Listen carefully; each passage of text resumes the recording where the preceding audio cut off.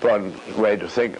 But I've got you now thinking about a tree as a set of tetrahedra coming out of tetrahedra as basic structures.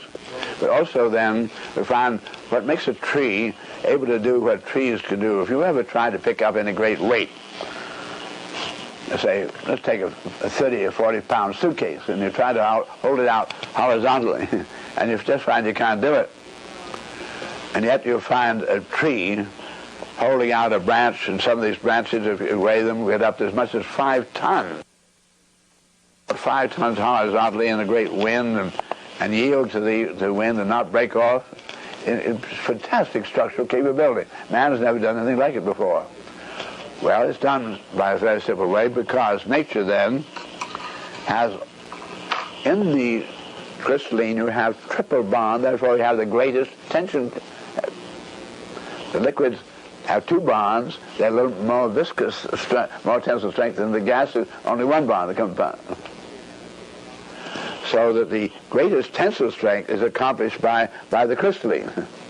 Therefore nature ships in a seed the instructions for further crystal production. And you produce the local crystals with the local waters and atmospheres and the local chemistries. So that these crystals grow, and the crystals act as then sacs for liquid. And so the tree is just filled with the liquid. I gave you yesterday the tree also having to have roots so that it could not blow away when exposing all that leafage to take on the sun energy impoundment through photosynthesis, so that we had osmosis, and the water comes as it goes only one way, valving both of the roots into the tree to fill all these sacs.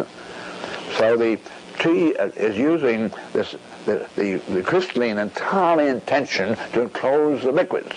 And the liquids then completely distribute the loads throughout the tree. They valve it out in the sky just bit by bit to turn it into more rain to come back in more trees, so more of this process can go on elsewhere.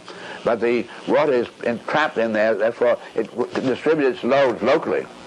So there's then this absolute non-compressibility of the liquid, and distributing loads make that tree able to do this extraordinary task.